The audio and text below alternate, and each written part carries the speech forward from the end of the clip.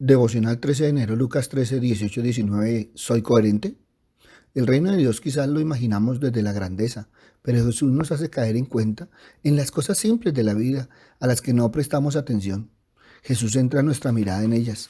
Muchas veces creemos que para estar con Dios hay que hacer grandes velocidades, pero no es así. Se nos invita a cuidar la espiritualidad de lo cotidiano. Una fe inicial, pequeña, como el grano de mostaza. Pero a partir del día en que adquirimos el uso de la razón, esa fe comenzó a crecer, porque nuestra fe tiene una historia, con sus altos y sus bajos. Pero si nos mantenemos fieles, nuestra fe tiende a crecer contra viento y marea, hasta hacerse un árbol sólido. La incredulidad es la falta de certeza sobre algo. Aparece cuando permitimos que nuestra vida se inunde de dudas y de la necesidad imperiosa de tener la explicación de todo. Jesús está hablando de lo increíble, de lo insólito, de lo maravilloso que ocurre cuando los hombres y las mujeres se dejan gobernar por Dios. De modo que si alguien está en Cristo, una nueva creación. Las cosas antiguas desaparecieron.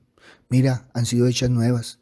Sucede cuando Dios tiene libertad para gobernar. Nuestras pequeñas obras de obediencia no tienen por sí solas ninguna posibilidad de revolucionar el mundo.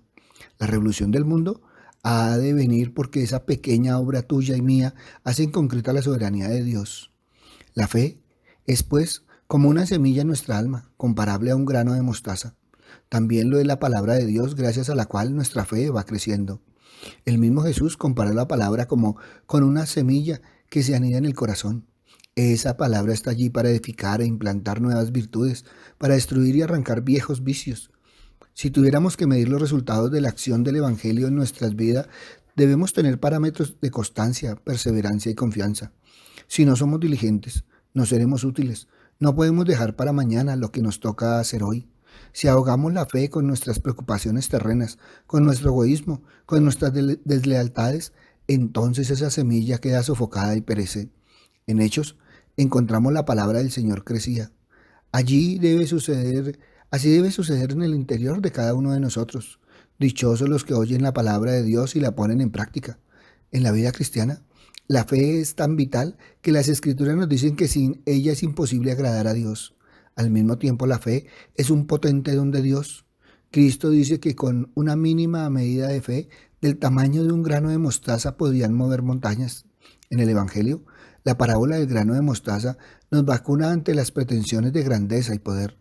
La semilla de la palabra es sencilla, humilde, su fuerza está en su origen, en la palabra de Dios que no falla, que asiste produciendo el crecimiento del reino de Dios de forma misteriosa pero eficaz. Esta confianza tiene que estar siempre presente en nuestra actividad sin cruzarnos de brazos.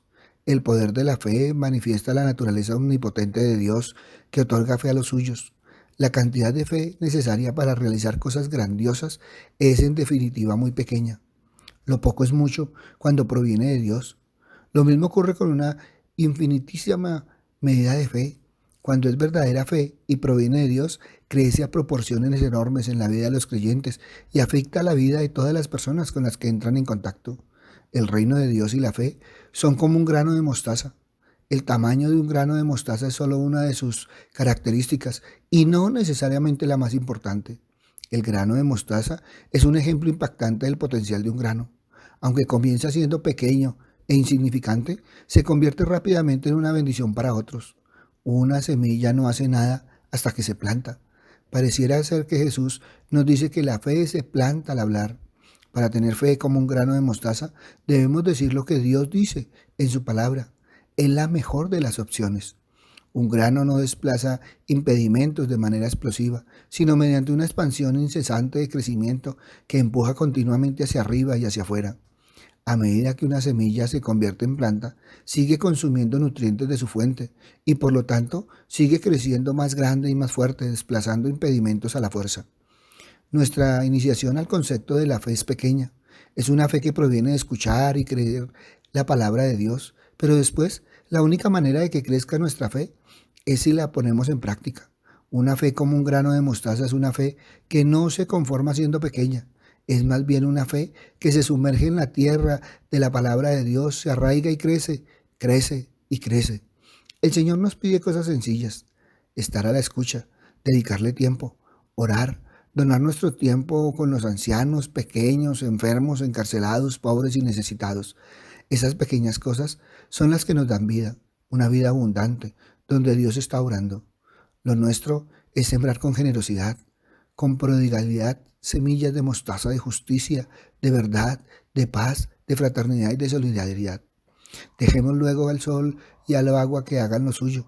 Dejemos al Señor que convierta esas actitudes, esos valores, en forma de semillas, en árboles, donde puedan anidar y convivir los creyentes y seguidores de Jesús.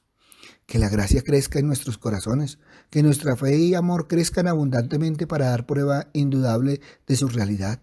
Que el ejemplo de los santos de Dios sea la de bendición entre quienes viven y que su gracia fluya de corazón a corazón hasta que el pequeño se vuelva miles. Aun cuando tu fe sea tan mínima como el tamaño de una semilla de mostaza, tendrás el impulso y la certeza de poder realizar todo lo que te propongas. Jesús se hizo semilla por nosotros, grano de trigo molido en la pasión, alimento de las almas en la cena del Señor. Pidámosles por eso que crezca cada día más en nuestro corazón y que nos transforme por dentro para que así su semilla se vuelva fecunda. El Señor nos encomendó la misión de aplicar las parábolas a nivel personal. Miradas desde esta forma, vemos que hasta las cosas más pequeñas que uno hace para vivir en la presencia de Dios pueden tener profundos efectos. Nunca pienses que como hay tanta oscuridad, no vale la pena tener una lucecita pequeña, porque en la oscuridad se ve una vela hasta 1 kilómetro de distancia. El reino de Dios es algo que el Señor ha sembrado en nuestros corazones, pero que se tiene que mezclar con todos los ámbitos de nuestra vida para fecundarlos y hacerlos grandes. Las mismas situaciones sin levadura se quedan pastosas e intragables. En cambio, si mezclo las enseñanzas de la palabra y aplico su lógica en cada circunstancia de mi vida, todo cobra sentido, surge la esperanza y desborda mis expectativas. Nuestro amor se vuelve esponjoso, agradable, dispuesto a absorber la gracia y que desborda el recipiente de nuestro hogar para darse a otros. Nos habla Jesús del reino de Dios, nos habla Jesús de la vida coherente, nos habla Jesús de ser semilla. El reino de Dios no se va a concretar, no se va a realizar en otro lugar o ambiente más que en lo concreto de la vida de cada uno. No se puede anunciar el Evangelio de Jesús sin el testimonio concreto de la vida. Quien nos escucha y nos ve debe poder leer en nuestros actos eso mismo que oye de nuestros labios y dar gloria a Dios. Lo que Jesús enseña es que el reino de Dios comienza modestamente en nuestro corazón, pero puede crecer hasta llegar a ser algo capaz de transformar el mundo entero. Que seamos capaces de construir cada día el reino de Dios con una vida coherente, con una vida acorde a las exigencias del Evangelio, con una vida donde vayamos puliendo cada día todo aquello que son asperezas, para que nuestra fe sea realmente en forma de vida, para que nuestra fe sea, como dice el autor del libro de los Hebreos, la seguridad de lo que no vemos y la certeza de lo que esperamos. Ante esto evalúa hoy, ¿soy coherente?